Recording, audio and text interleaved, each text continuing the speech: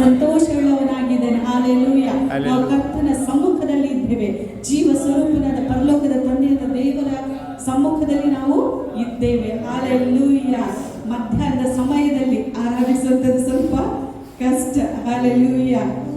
ಪೇತ್ರ ಯೋಹನರವರು 3 ಗಂಟೆಯ ವೇಳೆಗೆ ಅವರು ದೇವರ ಆಲಯಕ್ಕೆ ಯಾವಾಗಲೂ ಪ್ರಾರ್ಥನೆಗಾಗಿ ಹೋಗ್ತಿದ್ದರಂತ. ಅದೇ ರೀತಿ ನಾವು ಕೂಡ ಮಧ್ಯಾಹ್ನ ನಂತರ ಕರ್ತನನ್ನು ಆರಾಧಿಸ್ಲಿಕ್ಕಾಗಿ ಬಂದಿದ್ವಿ. ನಮಗೆ ಬೆಳಿಗ್ಗೆ ಆದ್ರೂ ಸರಿ, ಮಧ್ಯಾಹ್ನ ಆದ್ರೂ ಸರಿ, ಸಂಜೆ ಆದ್ರೂ ಸರಿ, ನಾವು ಯಾವಾಗಲೂ ಕರ್ತನನ್ನು ನಾವು ಆರಾಧಿಸುವವರಾಗಿದೆ, ಆತನನ್ನು ನಾವು ಸ್ತುತಿಸುವವರಾಗಿದೆ. ಯಾಕೆ ನಮ್ಮ ತಂದೆಯಾದ ದೇವರನ್ನು ಆರಾಧಿಸಲಿಕ್ಕೆ ಯಾವ ಸಮಯದ ಮಿತಿ ನಮಗೆ ಇಲ್ಲ ಪ್ರಿಯರೇ. ಹಾಲೆಲೂಯ. ನಮ್ಮ ಕರ್ತನು ಯಾವಾಗಲೂ ನಮಗೆ ಸಿಕ್ಕುವಂತನಾಗಿದ್ದಾನೆ. ಆತನ ಯಾವ ಸಂದರ್ಭದಲ್ಲಿ ನೀವು ಆರಾಧಿಸಬಹುದು. ಹಾಲೆಲೂಯ. ಪ್ರಿಯ, ನಿಮ್ಮ ಜೀವಿತದಲ್ಲಿ ಕರ್ತನ ಅನೇಕ ಉಪಕಾರಗಳನ್ನು ಮಾಡಿದ್ದಾರೆ. ಅದರಿಂದ ಹೃದಯಾಂತರಾಳದಿಂದ ನಮ್ಮ ಕರ್ತನ ಜೀವವುಳ್ಳ ದೇವರನ್ನು ನಾವು ಆರಾಧಿಸುವ. ಯೇಸುವೆ, ನಾನು ನಿನ್ನನ್ನು ಆರಾಧಿಸ್ತೇನೆ. ಯಾರನ್ನು ನಾವು ಆರಾಧಿಸಿದ್ದು? ಯೇಸುವನ್ನು ಮಾತ್ರ ನಾವು ಆರಾಧಿಸುವವರಾಗಿದ್ದೇವೆ. ಯೇಸು ಮಾತ್ರ ನಮ್ಮ ದೇವರಾಗಿದ್ದಾನೆ. ಯೇಸು ಮಾತ್ರ ನಮ್ಮ ಕರ್ತನಾಗಿದ್ದಾನೆ. ಯೇಸು ಮಾತ್ರ ನಮ್ಮ ರಕ್ಷಕನಾಗಿದ್ದಾನೆ. ಯೇಸು ಮಾತ್ರ ನಮ್ಮ ವಿಮೋಚಕನಾಗಿದ್ದಾನೆ. ಆತನೇ ನಮ್ಮ ಒಡೆಯನಾಗಿದ್ದಾನೆ. ಹಾಲೆಲೂಯ. ಅದರಿಂದ ಸಂತೋಷವಾಗಿ ನಾವು ಕರ್ತನನ್ನು ಸ್ತುತಿಸಿ ಕೊಂಡಾಡುವ, ಚಪ್ಪಾಳೆ ತಟ್ಟುತ್ತಾ ಆತನನ್ನು ಸ್ತುತಿಸುವ. ಹಾಲೆಲೂಯ.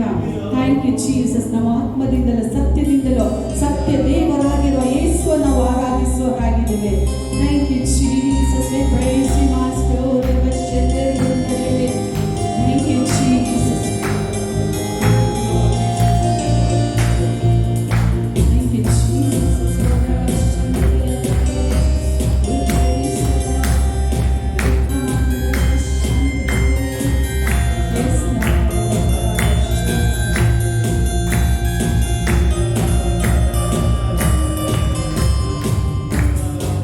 Yes,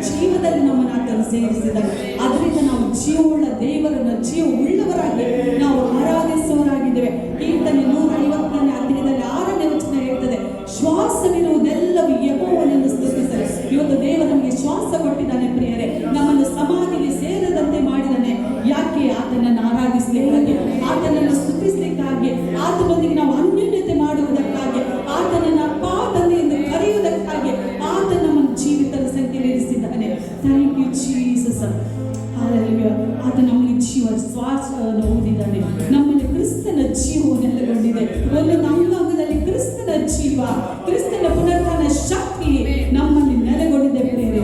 ಅದರಿಂದ ಹೇಳುವ ಆತನಿಗೆ ಥ್ಯಾಂಕ್ ಯು ಜೀಸಸ್. ನನ್ನ ಉಸಿರಾದ ಯೇಸುವನ್ನು ನಾವು ಆರಾಧಿಸುವ. ನನ್ನ ಉಸಿರಾತನಾಗಿದ್ದಾನೆ. ಯಾಕಂದ್ರೆ ಆತನ ಜೀವ ಶ್ವಾಸ, ಆತನ ಉಸಿರು ನನ್ನಲ್ಲಿ ನಿನ್ನಲ್ಲಿ ಇದೆ ಪ್ರಿಯರೇ. ಓ thank you Jesus.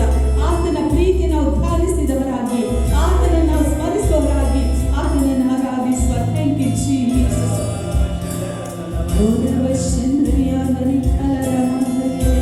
Thank you, Jesus. Thank you, Jesus. We praise you, Master. ನನ್ನ ಉಸಿರಾದ ಯೇಸುವೇ. Hallelujah. Thank you, Jesus.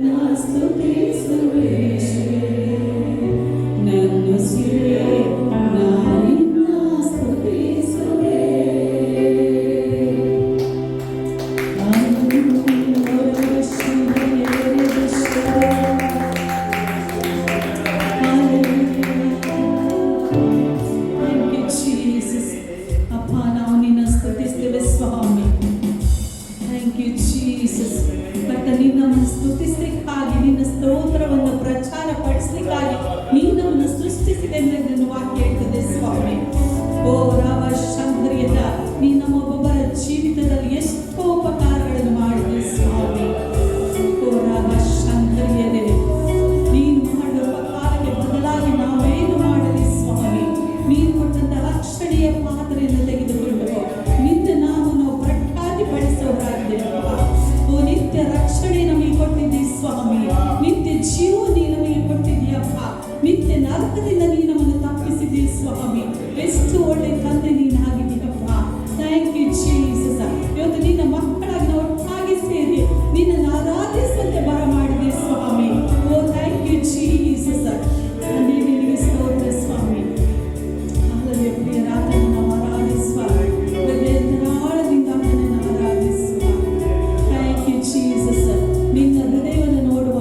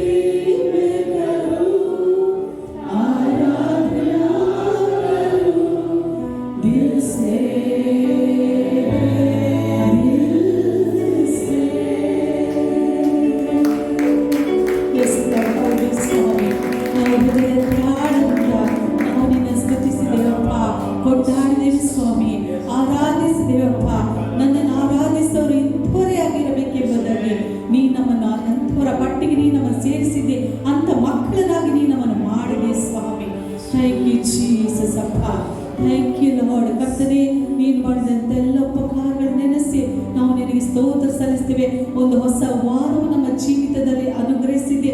ನಮ್ಮನ್ನು ಈ ವಾರವೆಲ್ಲ ನೀನು ನಮ್ಮನ್ನು ಪರಾಮರಿಸಿದ್ದಿ, ಪೋಷಿಸಿದ್ದಿ, ಸಾಕಿ ಸಲಹಿದೆಯಪ್ಪ. ಎಲ್ಲಾ ಕೇಡುಗೊಂಡಾಂತಗಳಲ್ಲಿ ನಮ್ಮನ್ನು ತಪ್ಪಿಸಿದೆ. ಅದಕ್ಕಾಗಿ ನಿನಗೆ ಸ್ತೋತ್ರ. ಇದುವರೆಗೆ ನಡೆಸಿದೆ ವಿನಯಿಸರೆ, ಇನ್ನು ಮುಂದೆ ನೀನೇ ನಮ್ಮನ್ನು ನಡೆಸುವಾತನಾಗಿದೆ.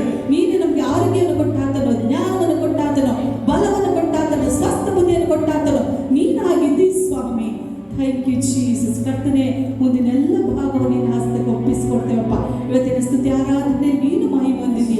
ಸ್ತೋತ್ರ ಸ್ವಾಮಿ. ನಮ್ಮ ಕಾಣಿಕೆ ಭಾಗವನ್ನು ಕರ್ತನೆ, ಸಾಕ್ಷಿಗಳ ಭಾಗವನ್ನು, ಪ್ರಾರ್ಥನೆ ವಿಜ್ಞಾಪನೆಗಳ ಭಾಗವನ್ನು, ಸಂದೇಶದ ಭಾಗವನ್ನು ಸ್ವಾಮಿ, ಕೀರ್ತನೆ ಭಾಗವನ್ನು, ಎಲ್ಲ ಭಾಗವನ್ನು ನಿನ್ನ ಕೃಪಾಸ್ತಕ್ಕೆ ಒಪ್ಪಿಸಿಕೊಡ್ತೇವೆ. ಕರ್ತ, ನೀನೊಬ್ಬನೇ ಮಹಿಮಂದು ಈ ಸಭೆಗೆ ವಿರುದ್ಧವಾಗಿ, ಸಭಾ ಕರ್ತನೆ ಮಕ್ಕಳಿಗೆ ವಿರುದ್ಧವಾಗಿ, ಸೇವೆಗೆ ವಿರುದ್ಧವಾಗಿ ಕಾರ್ಯ ಮಾಡುತ್ತ ಎಲ್ಲ ದುಷ್ಟನ ಕಾರ್ಯ, ಕುತಂತ್ರ ಕ್ರಿಯೆಗಳು ನಜರೇತಿನ ಯೇಸು ಕ್ರಿಸ್ತನ ನಾಮದಲ್ಲಿ ಕ್ಯಾನ್ಸಲ್ ಆಗಿ ಹೋಗಲಿ.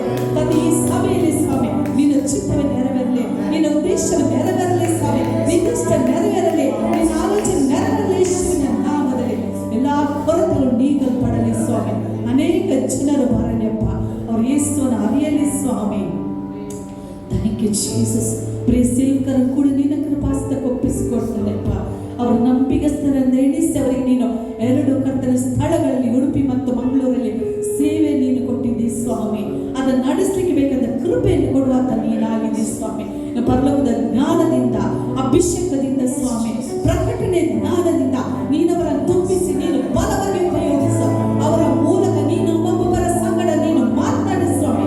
ನಮ್ಮ ಜೀವಿತಗಳು ಬದಲಾಗಲಿ, ಆಲೋಚನೆಗಳು ಬದಲಾಗಲಿ, ಸ್ಥಿತಿಗತಿಗಳು ಬದಲಾಗಲಿ ಯೇಸುವಿನ ನಾಮದಲ್ಲಿ. Thank you Jesus. ತಂದೆ, ಎಲ್ಲದರಲ್ಲಿ ಸ್ತುತಿ, ಸ್ತೋತ್ರ, ಘನ, ಮಾನ, ಮಹಿಮೆ, ಗೌರವ ನಿನಗೊಬ್ಬರಿಗೆ ಸಲ್ಲಿಸ್ತಾ ಯೇಸು ಕ್ರಿಸ್ತನ ನಾಮದಲ್ಲಿ ತಂದೆಯೇ, ಆಮೆನ್.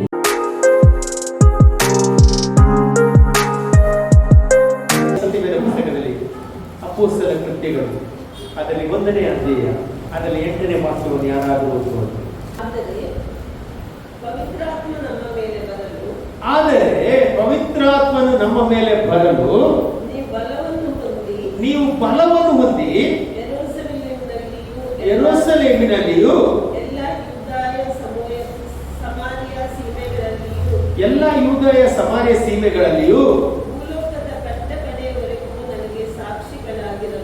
ಭೂಲೋಕದ ಕಟ್ಟ ಕಡೆಯವರೆಗೂ ನನಗೆ ಸಾಕ್ಷಿಗಳಾಗಿರಬೇಕು ಅಂದರೆ ಇದು ಯಾರು ಹೇಳಿದ ಮಾತು?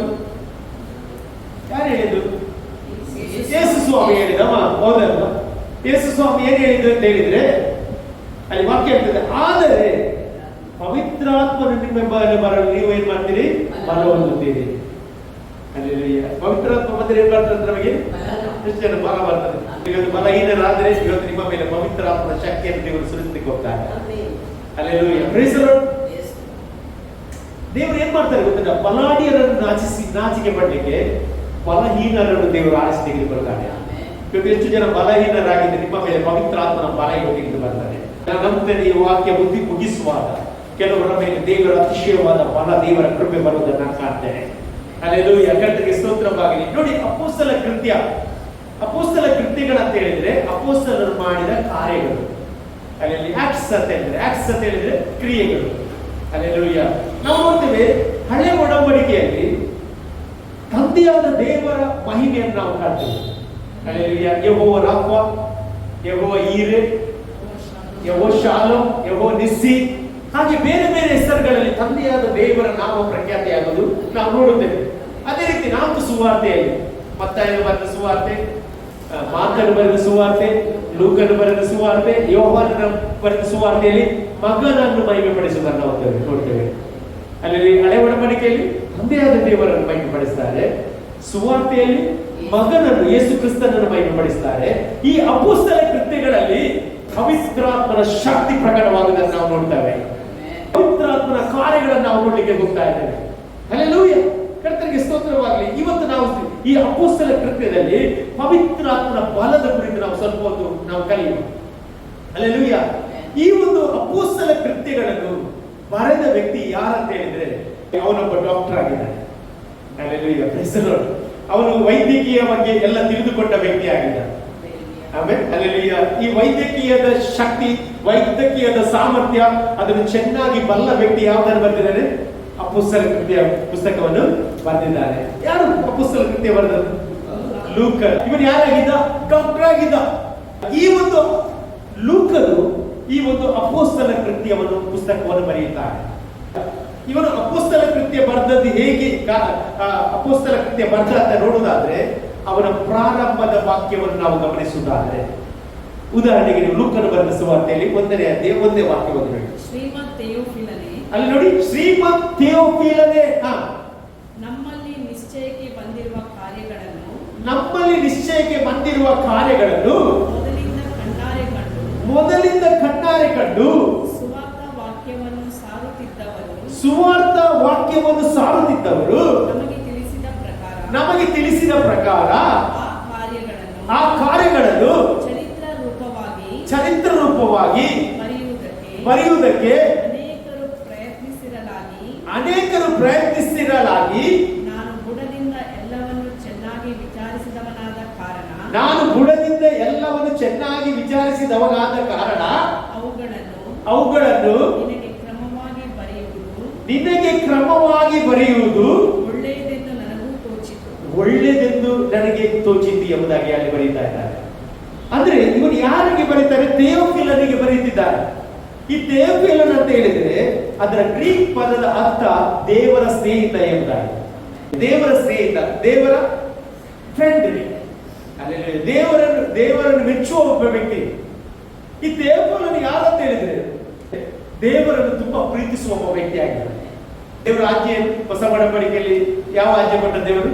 ನಿನ್ನ ದೇವರಾಗಿರುವ ಕರ್ತನನ್ನು ಪೂರ್ಣ ಹೃದಯದಿಂದಲೂ, ಪೂರ್ಣ ಪ್ರಾಣದಿಂದಲೂ, ಪೂರ್ಣ ಶಕ್ತಿಯಿಂದಲೂ ಏನ್ ಮಾಡಬೇಕು? ಆರಾಧಿಸಬೇಕು. ಇಂಥ ವ್ಯಕ್ತಿ ಯಾರಾಗಿದ್ದಾರೆ? ಥೆಯೋಫಿಲನಾಗಿದ್ದಾರೆ. ಅಲ್ಲೆಲ್ಲೂಯ್ಯ. ಇವನಿಗೆ ಈ ಒಂದು ಪುಸ್ತಕ, ಈ ದೇವರ ವಿಷಯವನ್ನು ಹೇಳ್ತಾ ಇದ್ದಾರೆ. ಹೇಗೆ ಅಂದ್ರೆ, ನಾನು ಟೆಸ್ಟ್ ಮಾಡಿ ಇದು ಸತ್ಯವ ಸುಳ್ಳ. ಒಬ್ಬ ಕುರುಡನಿಗೆ ಕಂಡು ಬಂದದ್ದು ಇದು ಸತ್ಯವ ಸುಳ್ಳ. ಯಾಕಂದ್ರೆ ಡಾಕ್ಟರ್ ಅಂತ ಹೇಳ್ತಾರೆ, ಇವನಿಗೆ ಕಂಡು ಬರುವ ಸಾಮರ್ಥ್ಯ ಇಲ್ಲ. ಪಾರ್ಶ್ವವಾಯು ರೋಗಿ ಆಗ್ಲಿ, ಯಾವುದೋ ಒಂದು ಕುಷ್ಠರೋಗ ಆಗ್ಲಿ, ಇವನಿಗೆ ವೈದ್ಯಕೀಯದಲ್ಲಿ ಇದು ಗುಣವಾಗಲಿಲ್ಲ. ಇದು ದೇವರ ನಾಮದ ಮಹಿಮೆಯಿಂದಲೇ ಗುಣವಾಗಿದೆ ಎಂಬುದಾಗಿ ಸರ್ಟಿಫೈ ಮಾಡಿದ ವ್ಯಕ್ತಿ ಡಾಕ್ಟರ್ ಲೂಕ ಆಗಿದ್ದಾನೆ. ಥೆಯೋಫಿಲನು ಏನಂತ ಹೇಳಿದ್ರೆ ಅವನಿಗೆ ಬರೀಲಿಕ್ಕೆ ಕಾರಣ, ಅವನ ಹತ್ರ ಹೇಳಲಿಕ್ಕೆ ಕಾರಣ, ಇವನು ದೇವರ ಸೇವಕರಿಗೆ ಸಹಾಯ ಮಾಡುವ ಒಬ್ಬ ವ್ಯಕ್ತಿ. ಅಪೊಸ್ತಲ ಕೃತ್ಯ ಬರೀಲಿಕ್ಕೆ ಸಹ ಅವನು ಹಣ ಸಹಾಯವನ್ನು ಮಾಡಿದ ವ್ಯಕ್ತಿ ಆಗಿರಬಹುದು. ಹಾಗಾಗಿ ಅವನ ಹತ್ರ ಎಲ್ಲ ಹೇಳಿ ಈ ಒಂದು ಲೂಕನ ಬರೆದ ಸುವಾರ್ತೆಯಾಗಿ ಅಪೊಸ್ತಲ ಕೃತ್ಯ ಅವನು ಬರೆಯುತ್ತಿದ್ದಾನೆ. ಅಪೊಸ್ತಲ ಕೃತ್ಯದಲ್ಲಿ ಸಹ 1ನೇ ಅಧ್ಯಾಯ 1ನೇ ವಾಕ್ಯ ಓದಿದ್ರೆ ಅವನು ಬರೆಯುವ ಅಕ್ಷರ ನೋಡಿ, ಅಲ್ಲಿ ಸಹ ಬರೀತಾನೆ ಥೆಯೋಫಿಲನೇ, ನಾನು ಮೊದಲು ಬರೆದ ಚರಿತ್ರೆಯಲ್ಲಿ ನೋಡಿ, ಯೇಸು ಮಾಡುವುದಕ್ಕೂ ಉಪದೇಶಿಸುವುದಕ್ಕೂ ಪ್ರಾರಂಭಿಸಿದೆಲ್ಲವನ್ನು ಹೇಳಿ ತಾನು ಆರಿಸಿಕೊಂಡಿರುವ ಅಪೊಸ್ತಲರಿಗೆ ಪವಿತ್ರಾತ್ಮನ ಮೂಲಕ ಆಜ್ಞೆ ಕೊಟ್ಟು ಮೇಲನ ಲೋಕವನ್ನೇರಿದ ದಿನದವರೆಗೆ ವಿವರಿಸಿದ್ದೇನಷ್ಟೇ. ಇವರು ಹೇಳ್ತಾರೆ, ನಾನು ಎಷ್ಟ ತನಕ ಲೂಕನ ಬರೆದ ಸುವಾರ್ತೆಯಲ್ಲಿ ನಾನು ಹೇಗೆ ಎಕ್ಸ್ಪ್ಲೈನ್ ಮಾಡಿದ್ದಾರೆ ಅಂತ ಹೇಳಿದ್ರೆ, ಅವನು ಮೇಲ ಲೋಕಕ್ಕೆ ಏರಿ ಹೋಗುವಷ್ಟು ಮಾತ್ರ ನಾನು ಏನು ಮಾಡಿ ತಿಳಿಸಿದ್ದೇನೆ. ಅದರ ಕಂಟಿನ್ಯೂಷನ್ ಯಾವುದು? ಈ ಅಪೊಸ್ತಲ ಕೃತ್ಯ. ಅದರಲ್ಲಿ ಮುಂದುವರೆದ ಭಾಗ ಯಾವುದಾಗಿದೆ? ಅಪೊಸ್ತಲ ಕೃತ್ಯ. ನೀವು ನೋಡಿ, ಅದೇ ಲೂಕನ ಬರೆದ ಸುವಾರ್ತೆ 24ನೇ ಅಧ್ಯಾಯ 46ನೇ ವಾಕ್ಯದಿಂದ ನೋಡಿ. ಕ್ರಿಸ್ತನು ಶ್ರಮೆಪಟ್ಟು ಸತ್ತು ಮೂರನೇ ದಿನದಲ್ಲಿ ಜೀವಿತನಾಗಿ ಎದ್ದು ಬರುವನೆಂತಲೂ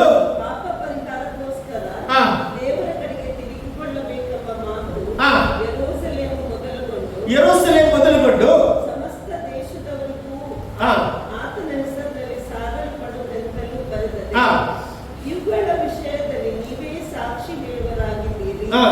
ಇಗೋ, ನನ್ನ ತಂದೆಯ ವಾಗ್ದಾನ ಮಾಡಿದ್ದನ್ನು ನಿಮಗೆ ಕಳಿಸಿಕೊಡುತ್ತೇನೆ. ದೇವರು ಮೇಲಲೋಕದಿಂದ ನಿಮಗೆ ಶಕ್ತಿಯನ್ನು ಹೊಂದಿಸುವ ತನಕ, ದೇವರು ಮೇಲಲೋಕದಿಂದ ನಿಮಗೆ ಶಕ್ತಿಯನ್ನು ಹೊಂದಿಸುವ ತನಕ ಈ ಪಟ್ಟಣದಲ್ಲೇ ಕಾದುಕೊಂಡಿರಿ ಎಂದು ಹೇಳಿದರು. ಈ ಪಟ್ಟಣದಲ್ಲಿ ಕಾದುಕೊಂಡಿರಿ ಎಂದು ಹೇಳಿದರು. ಇಲ್ಲಿ ತನಕ ಬರೆದಿದ್ದಾರೆ. ಮತ್ತೆ ಯೇಸು ಸ್ವಾಮಿ ಪರಲೋಕಕ್ಕೆ ಹೋಗುವ ವಿಷಯವನ್ನು ಅಲ್ಲಿ ಬರೆದಿದ್ದಾರೆ, ಅಲ್ಲಿ ನಿಲ್ಲಿಸಿದ್ದಾರೆ ಲಾಸ್ಟ್. ಹಲ್ಲೆಲೂಯಾ. ಅದರಿಂದ ಕಂಟಿನ್ಯೂಷನ್ ಎಲ್ಲಿ ಬರೆದಿದ್ದಾರೆ? ಅಪೊಸ್ತಲ ಕೃತ್ಯದಲ್ಲಿ ಅವರು ಬರೆಯುತ್ತಿದ್ದಾರೆ. ಅಲ್ಲಿ ಅವನು ಹೇಳ್ತಾ ಇದ್ದಾನೆ ಏನಂತ ಹೇಳಿದ್ರೆ, ಬಾಧೆ ಪಟ್ಟು ಸತ್ತ ಮೇಲೆ ತನ್ನನ್ನು ಜೀವಂತನೆಂದು ಅನೇಕ ಪ್ರಮಾಣಗಳಿಂದ ಅಪೊಸ್ತಲರಿಗೆ ತೋರಿಸಿಕೊಂಡರು ಎಂಬುದಾಗಿ ಹೇಳ್ತಾ ಇದ್ದಾರೆ. ನಾವು ಎಷ್ಟು ದಿವಸ ಕಣ್ಣಿಗೆ ಕಾಣಿಸಿಕೊಂಡಂತೆ 40 ದಿವಸ ಅವನು ಏನ್ ಮಾಡಿದ, ಕಣ್ಣಿಗೆ ಕಾಣಿಕೊಂಡ. ನೋಡಿ, ಅವನು ಸತ್ತ, ಕೂಡಲ್ಪಟ್ಟ, ಎದ್ದು ಬಂದ ನಂತರ ಈಗ ಹೇಗೆ ಕಾಣಿಸಿಕೊಳ್ತಾನೆ? ಹೇಗೆ ಕಾಣಿಸಿಕೊಳ್ತಿದ್ದಾನೆ ಸ್ವಾಮಿ? ಶಾರೀರಿಕವಾಗಿ ಅವನು ಕಾಣಿಸಿಕೊಳ್ತಾನೆ, ಆದ್ರೆ ನಿಜವಾಗಿ ಅವನು ಶಾರೀರದಲ್ಲಿ ಇಲ್ಲ. ಮಹಿಮೆಯ ಶರೀರ, ಅದೇ ಪವಿತ್ರ ಆತ್ಮನ ಶರೀರ. ಪವಿತ್ರ ಆತ್ಮನ ಒಂದು ಮಹಿಮೆಯ ಶರೀರ ಈ ಭೂಮಿಯಲ್ಲಿ ತೋರಿಸಿಕೊಟ್ಟ ವ್ಯಕ್ತಿ ಯಾರಂತ ಹೇಳಿದ್ರೆ ಅದು ಯೇಸು ಸ್ವಾಮಿ ಆಗಿದ್ದಾನೆ.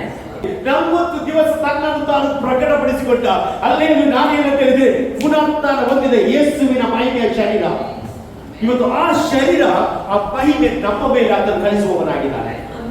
ಅಲ್ಲಿ ಆ ಮಹಿಮೆ ನಿನ್ನ ಮೇಲೆ ಬರುವಾಗ ನೀನು ಏನಾಗ್ತಿ ಅಂತ ಹೇಳಿದ್ರೆ ನೀನು ಬಲ ಹೊಂದುತ್ತಿ. ಇವನು ಹೇಳಿದ 40 ದಿವಸ ಅವನು ಕಾಣಿಸಿಕೊಂಡ. ಅಲ್ಲಿ ನಾವು ನೋಡ್ತೇವೆ, ಸ್ಥಾನಿಕನಾದ ಯೋಹಾನ ಏನ್ ಮಾಡಿದ? ದೀಕ್ಷಾ ಸ್ಥಾನ ಕೊಟ್ಟ, ಹೌದಲ್ಲವ? ಅವನು ಯಾಕೆ ದೀಕ್ಷಾ ಸ್ಥಾನ ಕೊಟ್ಟದ್ದು? ಮಾನಸಾಂತರ ಹೊಂದಿರಿ ಎಂಬುದಾಗಿ ಹೇಳಿ ದೇವರ ಕಡೆಗೆ ತಿರುಗಿಕೊಳ್ಳಿ ಅಂತ ಹೇಳಿ ದೀಕ್ಷಾ ಸ್ಥಾನ ಕೊಟ್ಟ. ಆಮೇಲೆ ಅದರ ನಂತರ ಅವನು ಹೇಳಿದ, ನಾನು ಕೊಡುವ ದೀಕ್ಷಾ ಸ್ಥಾನ ಬರೀ ನೀರಿನ ದೀಕ್ಷಾ ಸ್ಥಾನ, ಆದ್ರೆ ನನ್ನಿಂದ ಬರುವವನು ಯಾವ ದೀಕ್ಷಾ ಸ್ಥಾನ ಕೊಡ್ತಾನೆ? ಪವಿತ್ರ ಆತ್ಮನಿಂದಲೂ ಬೆಂಕಿಯಿಂದಲೂ ನಿಮಗೆ ದೀಕ್ಷಾ ಸ್ಥಾನ ಕೊಡ್ತಾನೆ ಎಂಬುದಾಗಿ. ಆ ದೀಕ್ಷಾ ಸ್ಥಾನ ನಿಮಗೆ ಕೊಡುವವನು ಯಾರಾಗಿದ್ದಾನೆ? ಯೇಸು ಕ್ರಿಸ್ತನಾಗಿದ್ದಾನೆ ಎಂಬುದಾಗಿ ಅವರು ಹೇಳುವುದನ್ನು ನೋಡ್ತಾರೆ. ಅದೇ ಇಲ್ಲಿ ನೋಡಿ, ಬೈಬಲ್ ಹೇಳ್ತದೆ ನೋಡಿ, ಅದು 4ನೇ ವಚನ ಮತ್ತು 5ನೇ ವಚನ. ಅವರೊಂದಿಗೆ ಕೂಡಿದ್ದಾಗೆ ಅವರಿಗೆ ಯೋಹಾನನಂತೂ ನೀರಿನಲ್ಲಿ ದೀಕ್ಷಾಸ್ನಾನ ಮಾಡಿಸಿದನು, ನಿಮಗಾದರೂ ಇನ್ನು ಸ್ವಲ್ಪ ದಿವಸಗಳೊಳಗಾಗಿ ಪವಿತ್ರಾತ್ಮದಲ್ಲಿ ಸ್ನಾನವಾಗುವುದು. ಆದ ಕಾರಣ ನೀವು ಯೆರೂಸಲೇಮನ್ನು ಬಿಟ್ಟು ಹೋಗದೆ ತಂದೆ ಮಾಡಿದಂತ ನೀವು ನನ್ನಿಂದ ಕೇಳಿದಂತ ವಾಗ್ದಾನಕ್ಕೆ ಕಾದುಕೊಂಡಿರಿ ಎಂದು ಅಪ್ಪಣೆ ಕೊಟ್ಟನು. Amen, hallelujah. ನೋಡಿ, ಇದು ಯಾರು ಹೇಳಿದ್ದು? ಆಗ ಸ್ಥಾನಿಕರಾದ ಯೋಹಾನ ಹೇಳಿದ. ಈಗ ಯಾರು ಹೇಳ್ತಾ ಇದ್ದಾರೆ? ಯೇಸು ಸ್ವಾಮಿ ಹೇಳ್ತಾ ಇದ್ದಾರೆ, ನೀವು ಯೆರೂಸಲೇಮನ್ನು ಬಿಟ್ಟು ಹೋಗಬಾರದು, ಯೆರೂಸಲೇಮಿನಲ್ಲಿ ನೀವು ಕಾದುಕೊಳ್ಳ್ರಿ, ನಾನು ತಂದೆ ವಾಗ್ದಾನ ಮಾಡಿದ ನಿಮ್ಮ ಮೇಲೆ ಕಳಿಸ್ತೇನೆ. Hallelujah, praise the Lord. ಹೀಗೆ ಹೇಳಿದ ನಂತರ ಏನ್ ಮಾಡಿದಂತೆ ಯೇಸು ಸ್ವಾಮಿ? ಏನ್ ಮಾಡಿದ? ಅಲ್ಲಿ ಅವರು ನಿಮ್ಮ ಮೇಲೆ ಬರುವಾಗ ಏನಾಗ್ತದೆ? ನಿಮಗೆ ಏನಾಗ್ತದೆ? ಫಲ ಬರ್ತದೆ ಎಂಬುದಾಗಿ ಹೇಳಿದ್ರು. ಮತ್ತು ನೀವು ಎಲ್ಲ ಕಡೆ ಸಾಕ್ಷಿ ಆಗ್ತೀರಿ, ಎಲ್ಲ ಕಡೆ, ಭೂಲೋಕದ ಎಲ್ಲ ಕಡೆ ನೀವೇನಾಗ್ತೀರಿ? ಸಾಕ್ಷಿ ಆಗ್ತೀರಿ. ನೋಡಿ, ಯೇಸು ಸ್ವಾಮಿ ಸುವಾರ್ತೆ ಸಾರಿದೆಯಲ್ಲಿ ಯೆರೂಸಲೇಮಿನಲ್ಲಿ. ಅಲ್ಲಿ ಯೇಸು ಸ್ವಾಮಿಯ ನಂತರ ಯೇಸು ಸ್ವಾಮಿಯ ಶಿಷ್ಯರು ಲೋಕದ ಎಲ್ಲ ಕಡೆ ಏನ್ ಮಾಡಿದ್ರು? ಸುವಾರ್ತೆ ಸಾರಿದರು. ಏನು ಯೇಸು ಸ್ವಾಮಿ ವಾಗ್ದಾನ ಮಾಡಿದ ಆ ವಾಗ್ದಾನವನ್ನು ಈ ಅಪೊಸ್ತಲ ಕೃತ್ಯದಲ್ಲಿ ಕಾಣಲಿಕ್ಕೆ ಸಾಧ್ಯ. ದೇವರ ಬಲವನ್ನು ಈ ಅಪೊಸ್ತಲ ಕೃತ್ಯದಲ್ಲಿ ಕಾಣಲಿಕ್ಕೆ ಸಾಧ್ಯವಾಗ್ತದೆ. Hallelujah, praise the Lord. ಇಲ್ಲಿ ನೋಡಿ, ದೇವರ ವಾಕ್ಯ ಹೇಳ್ತದೆ ಏನಂತ ಹೇಳಿದ್ರೆ, ಆತನು ಹೇಳಿದ ನಂತರ ಏನ್ ಮಾಡ್ತಾನೆ ಅಂತ ಹೇಳಿದ್ರೆ, ಆತನು ಪರಲೋಕಕ್ಕೆ ಏರ್ತಾನೆ. ಪರಲೋಕಕ್ಕೆ ಏರಿ ಹೋದಾಗ ಶಿಷ್ಯ ನೋಡ್ತಾ ಇರ್ತಾರೆ. ನೋಡಿದ ನಂತರ ಏನ್ ಮಾಡ್ತಾರೆ ಅಂತ ಹೇಳಿದ್ರೆ, ಮೋಡ ಬಂದವರನ್ನು ಕವರ್ ಮಾಡುವಾಗ ದೇವದೂತ, ಇಬ್ಬರು ದೇವದೂತರು ಬಂದು ಹೇಳ್ತಾರೆ, ಹೇಗೆ ಆತನು ಹೋದನು ಹಾಗೆ ತಿರುಗಿ ಬರ್ತಾರೆ ಎಂಬುದಾಗಿ ಹೇಳಿದ ನಂತರ ಇವರು ಏನ್ ಮಾಡಿದ್ರು ಅಂತ ಹೇಳಿದ್ರೆ, ಇವರು ಯೆರೂಸಲೇಮಿಗೆ ಹಿಂದಿರುಗಿ ಒಂದು ಕೋಣೆ ಮೇಲೆ, ಮಾರ್ಕನ ಕೋಣೆಯ ಮೇಲೆ, ಕೋಣೆಯ ಒಳಗೆ ಏನ್ ಮಾಡಿದ್ರು? ಅವರು ಕೂತ್ಕೊಂಡ್ರು. ಯಾಕೆ ಕೂತ್ಕೊಂಡದ್ದು? ದೇವರು ವಾಗ್ದಾನ ಮಾಡಿದ ಫಲವನ್ನು ಹೊಂದಿಕೊಳ್ಳಿಕ್ಕೆ, ದೇವರು ವಾಗ್ದಾನ ಮಾಡಿದ ಪವಿತ್ರ ಆತ್ಮವನ್ನು ಹೊಂದಿಕೊಳ್ಳಿಕ್ಕೆ. ಅಲ್ಲಿ ಇಷ್ಟದನಿಗೆ ಅವರಿಗೆ ಏನಿಲ್ಲ? ಫಲ ಇರಲಿಲ್ಲ, ಹೌದಲ್ಲ? ಫಲ ಇರಲಿಲ್ಲ. ಫಲ ಇಲ್ಲದವರು ಏನ್ ಮಾಡ್ತಾರೆ? ಹೆದರ್ತಾರೆ. ಫಲ ಇಲ್ಲದವರು ಎದುರಿ ಕೂತ್ಕೊಂಡದ್ದು. ಹೌದು, ಅವರಿಗೆ ಬಲ ಇಲ್ಲ. ಬಲ ಇದ್ದವರು ಎದುರುವುದಿಲ್ಲ. ಎಷ್ಟು ಜನ ಬಲ ಉಂಟು? ಕೈ ಎತ್ತಿದೆ ಆಮೇಲೆ ಹಲ್ಲೆಲೂಯಾ. ಇವರಿಗೆ ಬಲ ಬೇಕಿತ್ತು. ಅದಕ್ಕೋಸ್ಕರ ಅವ್ರು ಏನ್ ಮಾಡಿದ್ರೆ, ಆ ಒಂದು ಮಾರ್ಕನ ಮಾಳಿಗೆಯ ಮೇಲೆ ಅವರು ಕೂತ್ಕೊಂಡು ಏನ್ ಮಾಡ್ತಿದ್ರು? ಆ ಫಲಕ್ಕೋಸ್ಕರ ಕಾಯ್ತಿದ್ರು. ಎಷ್ಟು ಜನ ಇದ್ರು ಅವರು? 120 ಜನರು ಇದ್ರಂತೆ. ಒಟ್ಟು 120 ಜನರು. ಆ 120 ಜನರಲ್ಲಿ ಯಾರಿದ್ರು ಗೊತ್ತುಂಟಾ? ಯೇಸುವಿನ ತಾಯಿಯಾದ ಮರಿಯಳು ಮತ್ತೆ ಯೇಸುವಿನ ತಮ್ಮಂದಿರಿದ್ರಂತೆ. ಯೇಸುವಿಗೆ ಏನಿದ್ರು? ತಮ್ಮಂದಿರಿದ್ರು. ಮರಿಯಳಿಗೆ ಎಷ್ಟು ಮಕ್ಕಳು ಅಂತ ಕೇಳಿದ್ರೆ ಹೆಚ್ಚಾಗಿ ಒಬ್ಬಳೇ ಇರ್ತಾರೆ. ಆದ್ರೆ ತಪ್ಪು, ಮರಿಯಳಿಗೆ ಅನೇಕ ಮಕ್ಕಳಿದ್ರು. 1ನೇ ಅಧ್ಯಾಯ 14ನೇ ವಾಕ್ಯ. ಅವರೆಲ್ಲ ಏಕಮನಸ್ಸಾಗಿ ದೇವರ ಪ್ರಾರ್ಥನೆ ನಿರತರಾಗಿದ್ದರು. ಕೆಲವು ಮಂದಿ ಹೆಂಗಸರು, ನೋಡಿ, ಅಲ್ಲಿ ಕೆಲವು ಮಂದಿ ಹೆಂಗಸರು ಯೇಸುವಿನ ತಾಯಿಯಾದ ಮರಿಯಳು, ಯೇಸುವಿನ ತಾಯಿಯಾದ ಮರಿಯಳು, ಆತನ ತಮ್ಮಂದಿರು ಅವರ ಸಂಗಡ ಇದ್ದರು. ಯೇಸುವಿನ ತಮ್ಮಂದಿರು. ಈ ಎಲ್ಲರಿಗೆ ಏನ್ ಬೇಕಿತ್ತು? ಇವರು ಯಾಕೆ ಕೂತ್ಕೊಂಡದ್ದು? ಇವರಿಗೆ ಪವಿತ್ರ ಆತ್ಮನ ಬಲ ಬೇಕಿತ್ತು. ನಾನು ಹೇಳ್ತೇನೆ, ಪವಿತ್ರ ಆತ್ಮನ ಬಲ ನಿನ್ನ ಮೇಲೆ ಬಂದ ಮೇಲೆ ಯಾವ ದುರಾತ್ಮನ ಏನ್ ಮಾಡ್ಲಿಕ್ಕೆ ಆಗುದಿಲ್ಲ. ಪವಿತ್ರ ಆತ್ಮ ನಿನ್ನ ಮೇಲೆ ಬಂದ್ರೆ ಯಾವ ಮಾಟಸ ಮಂತ್ರಸ ವರ್ಗ ಆಗುದಿಲ್ಲ. ನಿನಗೆ ಮಾಟ ಮಂತ್ರ ಮಾಡಿದ್ರೆ ಅದರ ದೋಷ ಯಾರಿಗೆ ಬರ್ತದೆ? ಅವರಿಗೆ ಬರ್ತದೆ. ನಮ್ಮಲ್ಲಿ ದೇವರ ಬಲ ಇರುವುದರಿಂದ ನಾವು ಧೈರ್ಯವಾಗಿ ಹೋಗ್ತೇವೆ. ಯಾಕಂತೇಳಿ ನಮ್ಮಲ್ಲಿರುವಂತದ್ದು ಲೋಕದಲ್ಲಿರುವವನಿಗಿಂತ ದೊಡ್ಡವನಾಗಿದ್ದಾನೆ. ಇವತ್ತು ನಮಗೆ ದೇವರ ಬಲ ಬೇಕು. ಇವರು ದೇವರ ಬಲಕ್ಕೋಸ್ಕರ ಏನ್ ಮಾಡ್ತಾರೆ? ಅವರು ಕಾದುಕೊಂಡುದನ್ನು ಈ ವಾಕ್ಯದಲ್ಲಿ ನಾವು ಕಾಣಲಿಕ್ಕೆ ಸಾಧ್ಯವಾಗ್ತದೆ. ನೀವು ನೋಡಿ, ಈ ಮರಿಯಳ ಬಗ್ಗೆ ನಾವು ನೋಡಿದ್ರೆ ಬೇರೆ ಮಕ್ಕಳಿದ್ರ ನೋಡಿ, ಮತ್ತೈದು ಬರೆದ ಸುವಾರ್ತೆ 12ನೇ ಅಧ್ಯಾಯ 46ನೇ ವಾಕ್ಯ. ಮತ್ತೈದು ಬರೆದ ಸುವಾರ್ತೆ 12ನೇ ಅಧ್ಯಾಯ 46ನೇ ವಾಕ್ಯ. ಆತನು ಜನರ ಗುಂಪುಗಳ ಸಂಗಡ ಇನ್ನೂ ಮಾತನಾಡುತ್ತಿರುವಾಗ ಅಲ್ಲಿ ನೋಡಿ, ಆತನ ತಾಯಿಯು ತಮ್ಮಂದಿರು ಆತನನ್ನು ಮಾತನಾಡಿಸಬೇಕೆಂದು ಏನ್ ಮಾಡಿದ್ರು? ಹೊರಗೆ ನಿಂತಿದ್ರು. ಯಾರನ್ನು ಮಾತಾಡಿಸ್ಲಿಕ್ಕೆ? ಯೇಸುವಿನ ತಾಯಿ ಮತ್ತು ತಮ್ಮಂದಿರನ್ನು ಮಾತಾಡ್ಬೇಕಂತ ಹೊರಗೆ ನಿಂತಿದ್ದರು. ಮತ್ತೆ ಆಗೊಬ್ಬನು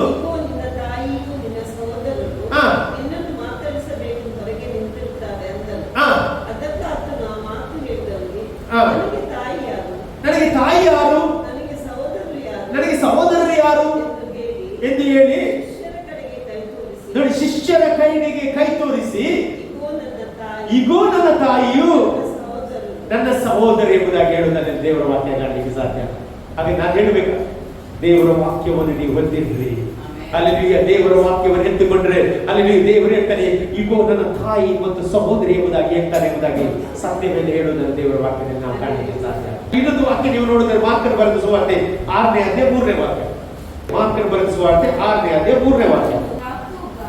ಯಾಕೋಬ ನೋಡಿ, ಮರಿಯಳ ಬಾಕಿ ಮಕ್ಕಳ ಹೆಸರು ಯಾಕೋಬ, ಯೋಸೆ, ಯಾರು?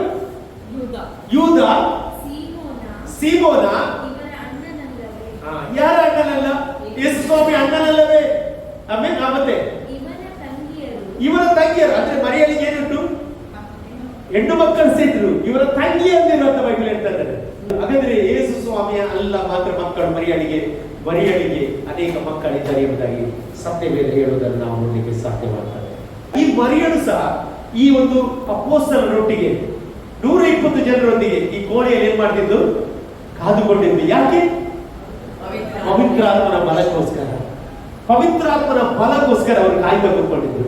ಅವರಿಗೆ ಹೊರಗೆ ಹೋಗ್ಲಿಕ್ಕೆ ಏನಿಲ್ಲ, ಧೈರ್ಯ ಇಲ್ಲ. ಯಾಕೆ ಧೈರ್ಯ ಇಲ್ಲ ಅಂತೆಲ್ಲ ಅವರ ಮೇಲೆ ಏನ್ ಬರಲಿಲ್ಲ? ಪವಿತ್ರಾತ್ಮನ ಬಲ ಬರಲಿಲ್ಲ. ಇವತ್ತು ನಾನು ಹೇಳ್ತೇನೆ, ನಿಮ್ಮ ಮೇಲೆ ಪವಿತ್ರಾತ್ಮನ ಬಲ ಬರುವಾಗ ನೀವು ಭಯ ಪಡುವುದಿಲ್ಲ, ನೀವು ಭಯ ಪಡಿಸುತ್ತೀರಿ. ನಾವು ಭಯ ಪಡುವುದಿಲ್ಲ, ನಾವು ಭಯ ಪಡಿಸುವಂತೆ ದೇವರು ಮಾಡ್ತಾರೆ. ಯಾಕೆ ಗೊತ್ತಿಲ್ಲ? ನಮ್ಮಲ್ಲಿರುವಾತನು ಲೋಕದಲ್ಲಿರುವವನಿಗಿಂತ ದೊಡ್ಡವನಾಗಿದ್ದಾನೆ. ಅಲ್ಲಿ ಆ ಬಲ ಇವತ್ತು ನಮಗೆ ಬೇಕು. ಅಲ್ಲಿ ಇವತ್ತು ಅನೇಕರು ಬಲ ಇಲ್ಲದಾಗ್ಲಿಕ್ಕೆ ಕಾರಣ ಅವರ ಒಳಗೆ ಪವಿತ್ರಾತ್ಮನ ಶಕ್ತಿ ಬರಲಿಲ್ಲ.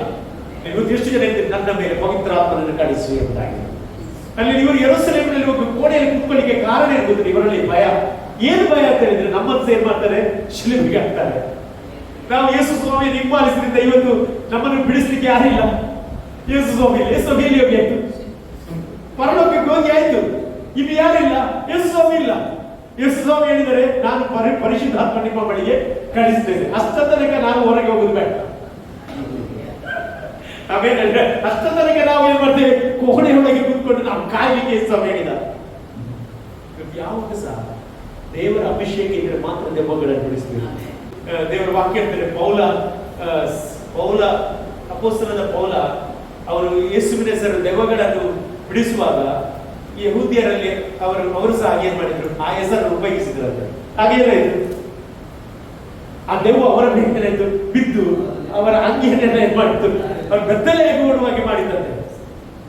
ನಾನು ಹೇಳ್ತೇನೆ, ದೇವರ ಮಕ್ಕಳ ಅಭಿಷೇಕ ಅದು ಕಾಪಿ ಮಾಡ್ಲಿಕ್ಕೆ ಯಾರಿಗಾಗೋದಿಲ್ಲ. ಅಲ್ಲಿ ದೇವರ ಅಭಿಷೇಕ ದೇವರ ಮಕ್ಕಳಿಗೋಸ್ಕರ ಕೊಟ್ಟದ್ದು. ಈ ಅಭಿಷೇಕ ಹಣದಲ್ಲಿ ಕೊಂಡೋಗ್ಲಿಕ್ಕೆ ಆಗುವುದಿಲ್ಲ.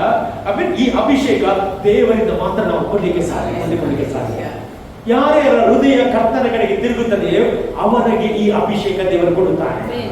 Hallelujah, praise the Lord. ಇವತ್ತು ಎಷ್ಟು ಜನ ಈ ಅಭಿಷೇಕಕ್ಕೋಸ್ಕರ ಕಾಯ್ತಾ ಇದ್ದಾರೆ.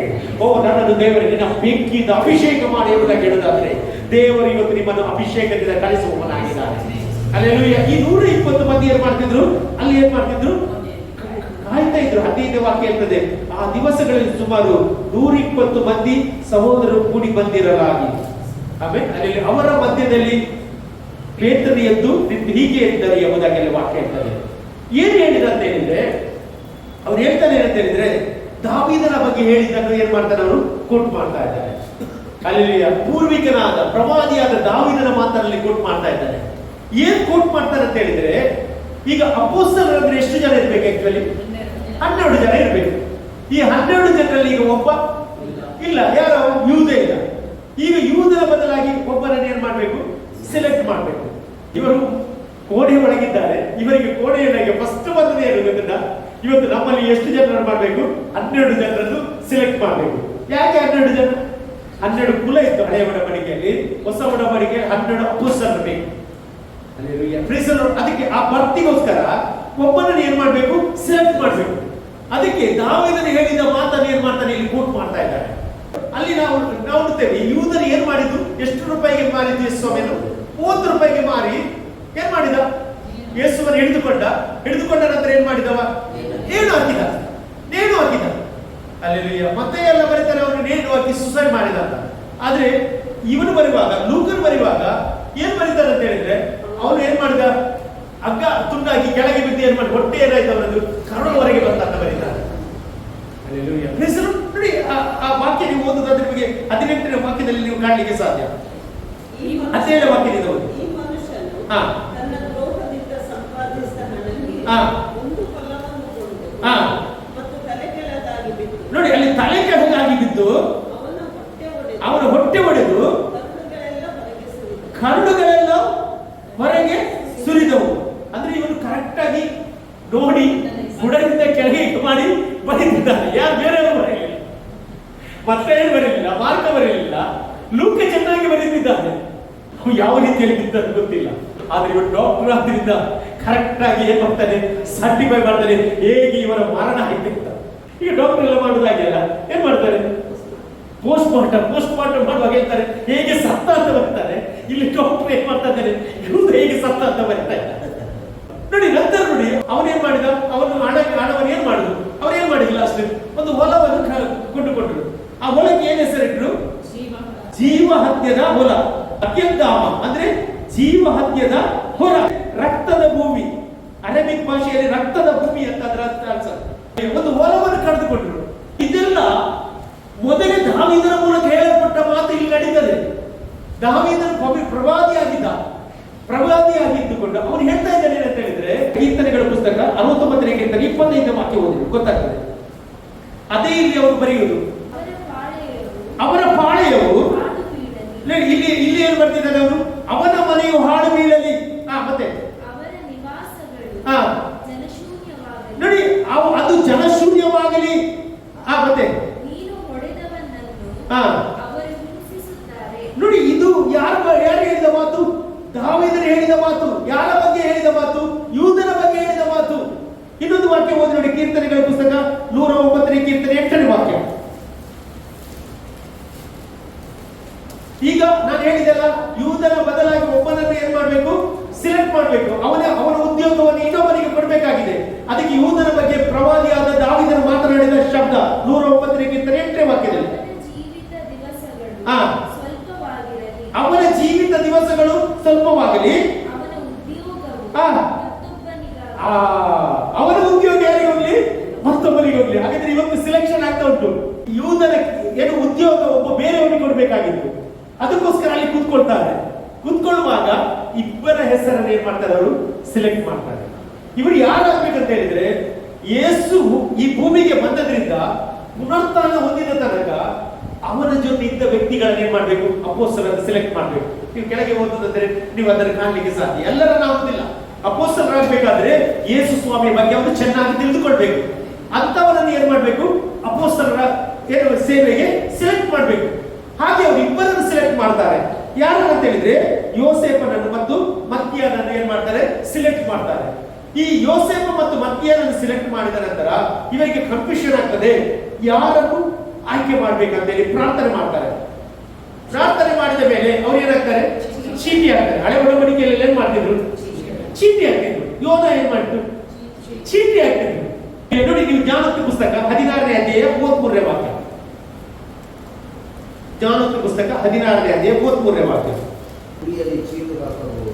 ಉಡಿಯಲ್ಲಿ ಚೀಟ್ ಹಾಕಬಹುದು, ಆದ್ರೆ ತೀರ್ಪು ಯೆಹೋವನದೇ.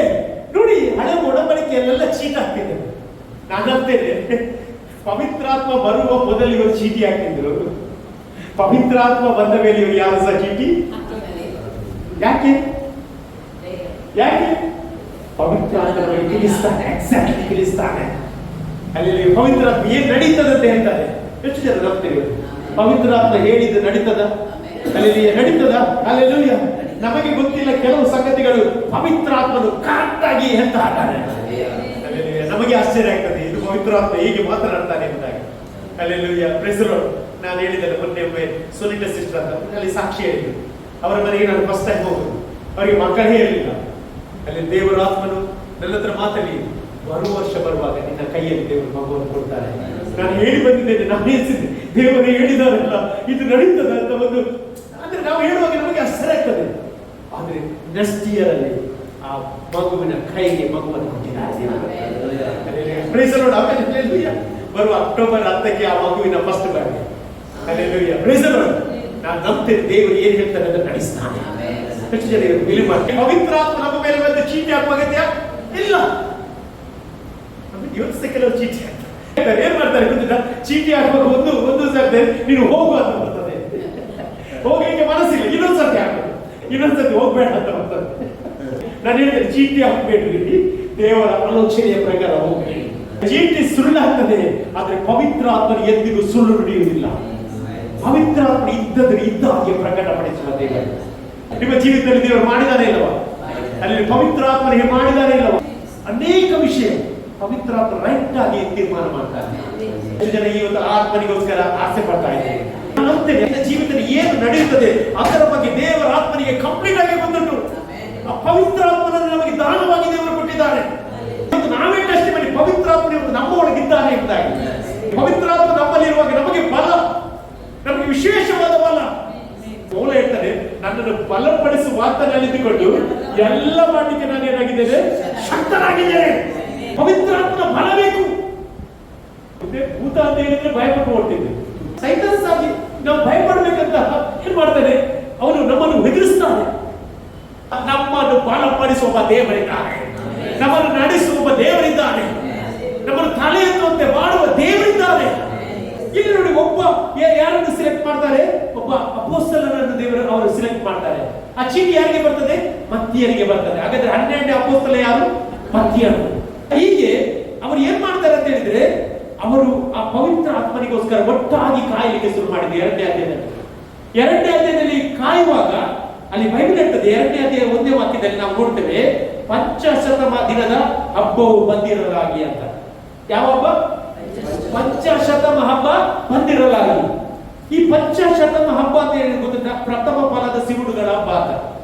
ಅಲ್ಲಿ ಪ್ರಥಮ ಫಲದ ಸಿವುಡುಗಳ ಹಬ್ಬಕ್ಕೆ ಪಂಚಶತಮ ಹಬ್ಬ ಎಂಬುದಾಗಿ ಅವರು ಕರೀತಾರೆ. ಈ ಹಬ್ಬ ಪಸ್ಕ ಹಬ್ಬದ ನಂತರ ಬರುವಂತದ ಹಬ್ಬ.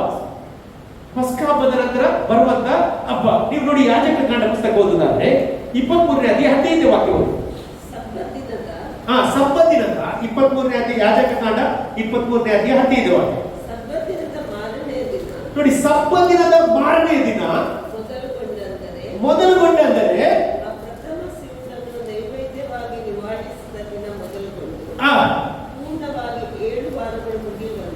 ಏಳು ವಾರಗಳು ಅಂದ್ರೆ 49 ದಿನ ಆಗ್ತದೆ. 7 ವಾರಗಳು ಮುಗಿಯಲಾಗಿ 50 ದಿನಗಳು ಲೆಕ್ಕಿಸಬೇಕು. 50. ಹಾಗಾದ್ರೆ ಏನದು?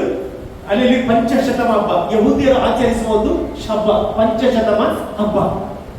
ಅಲ್ಲಿ ಹೊಸ ಒಡಂಬಡಿಕೆಯಲ್ಲಿ ನಮಗೆ ಯಾವ ಪಂಚಶತಮ ಹಬ್ಬ? ಯೇಸು ಸ್ವಾಮಿ ಪಸ್ಕವಾಗಿ ಕೊಯ್ದು ಶಿಲುಬೆಯಲ್ಲಿ ಸತ್ತ ನಂತರ 50 ದಿನದಲ್ಲಿ ಆಚರಿಸುವ ಪವಿತ್ರಾತ್ಮನ ಹಬ್ಬವೇ ಪಂಚಶತಮ ಹಬ್ಬ. ದೇವರ ಕ್ಯಾಲ್ಕುಲೇಷನ್ ಹೇಗೆ ಉಂಟಲ್ಲ, ಪ್ರೈಸ್ ದಿ ಲಾರ್ಡ್. ಯಹೂದ್ಯರಲ್ಲಿ ಆದ ಪಂಚಶತಮ ಹಬ್ಬ, ಹೊಸ ಒಡಂಬಡಿಕೆಯಲ್ಲಿ ಆದ ಪವಿತ್ರಾತ್ಮನ ಆ ಒಂದು ಶಕ್ತಿಯ ಒಂದು ಹಬ್ಬ. ನಾವು ಯಾವುದನ್ನು ಇವತ್ತು ನಾವು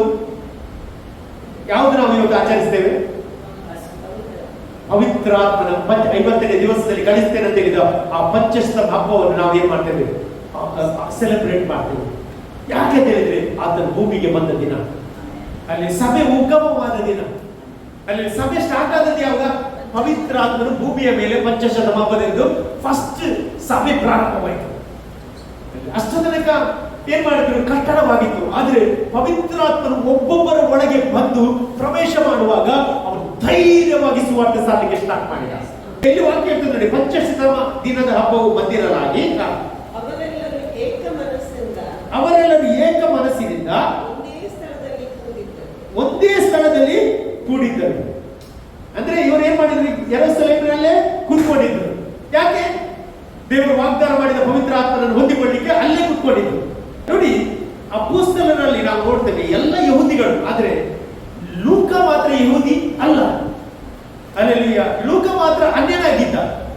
ಅವನು ಪೌಲನ ಜೊತೆ ಸೇವೆ ಮಾಡಿದ ವ್ಯಕ್ತಿ. ಹಾಗಾಗಿ ಅವನು ಪೌಲನನ್ನು ಸಂಧಿಸಿದ ವಿಷಯ ಚೆನ್ನಾಗಿ ಮುಂದಿನ ವಾಕ್ಯದಲ್ಲಿ ಬರೆಯುತ್ತಿದ್ದಾನೆ. ಕೊರ್ನೇಲನ ಬಗ್ಗೆ, ಅನ್ಯನಾದ ಕೊರ್ನೇಲನ ಬಗ್ಗೆ ಬರೆಯುತ್ತಿದ್ದಾನೆ. ಅಂದ್ರೆ ಯೆರೂಸಲೇಮಿನಲ್ಲಿ ಆದ ವಿಷಯ ರೋಮ್ ತನಕ ಕೊಂಡೋದ ವ್ಯಕ್ತಿ ಯಾರಾಗಿದ್ದಾನೆ ಅಂತ ಹೇಳಿದ್ರೆ ಅದು ಲೂಕವಾಗಿದ್ದಾನೆ. ಅಲ್ಲೆಲ್ಲೂಯ್ಯ. ಇಲ್ಲಿ ನೋಡಿ, ಆಗ ಏನಾಯ್ತು ಅಂತ ಹೇಳಿದ್ರೆ ಒಂದೇ ಮನಸ್ಸಿನಿಂದ ಕೂಡಿದ್ದರು. ಆಗ ಬಿರುಗಾಳಿ ಬೀಸುತ್ತದೋ ಎಂಬಂತೆ ಪಕ್ಕನೆ ಆಕಾಶದೊಳಗಿಂದ ಒಂದು ಶಬ್ದ ಉಂಟಾಗಿ ಅವರು ಕೂತಿದ್ದ ಮನೆಯನ್ನೆಲ್ಲ ತುಂಬಿಕೊಂಡಿದ್ದ. ಹಾಗಿದ್ರೆ ಪವಿತ್ರಾತ್ಮ ಎಲ್ಲಿ ಬಂದ? ಅವರು ವಾಸ ಮಾಡುವ ಕೋಣೆಯ ಒಳಗೆ ಪ್ರವೇಶ ಮಾಡಿದ. ಈ ಪವಿತ್ರಾತ್ಮ ಕಳಿಸಿದ ಯಾರು? ಯೇಸು ಸ್ವಾಮಿ ಕಳಿಸಿದ್ರು. ಹೌದಲ್ಲ, ಯೇಸು ಸ್ವಾಮಿ ಕಳಿಸಿದ್ರು. ಅವರೇ ಬಂದದ್ದು ಭೂಮಿಯ ಮೇಲೆ. ನೀವು ಯೋಹಾನ ಬರೆದ ಸುವಾರ್ತೆಗೆ ಹೋಗಿದ್ದಾರೆ, ಅಲ್ಲಿ 14ನೇ ಅಧ್ಯಾಯ 16ನೇ ವಾಕ್ಯ ಇರ್ತದೆ. ಓದಿ. ಯೋಹಾನ ಬರೆದ ಸುವಾರ್ತೆ 14ನೇ ಅಧ್ಯಾಯ 16ನೇ ವಾಕ್ಯ. ಆಗ ನಾನು ತಂದೆಯನ್ನು ಕೇಳಿಕೊಳ್ಳುವೆನು, ಆತನು ನಿಮಗೆ ಬೇರೊಬ್ಬ ಸಹಾಯಕನನ್ನು, ನೋಡಿ, ಬೇರೊಬ್ಬ ಸಹಾಯಕನನ್ನು ಸದಾಕಾಲ ನಿಮ್ಮ ಸಂಗಡ ಇರುವುದಕ್ಕೆ ಕೊಡುವನು. ಏನಂತೆ? ಸದಾಕಾಲ ನಿಮ್ಮ ಸಂಗಡ ಇರುವುದಕ್ಕೆ ಕೊಡುತ್ತಾರೆ. ಹಾಗಾದ್ರೆ ಪವಿತ್ರಾತ್ಮ ಬಂದದ್ದು ಯಾಕೆ ನಮ್ಮ ಸಂಗಡ ಬಂದದ್ದು? ಸದಾಕಾಲ. ಭಯ ಉಂಟಾಗಿದೆ. ನೀವು ಎಲ್ಲಿ ಹೋದ್ರೆ ನಿಮ್ಮ ಸಂಗಡ ಯಾರಿದ್ದಾರೆ?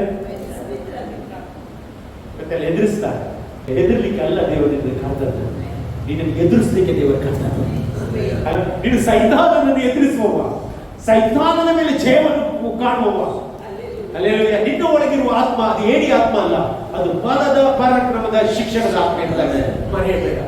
ಅವ್ರು ಯಾವಾಗಲೂ ನಿನ್ನ ಸಂಗಡ ಇದ್ದಾನೆ. ಅಲ್ಲೆಲ್ಲೂಯ್ಯ. Praise the Lord. ಇಲ್ಲಿ ನೋಡಿ, ಆ ಮನೆಯೆಲ್ಲ ತುಂಬಿದ್ದು.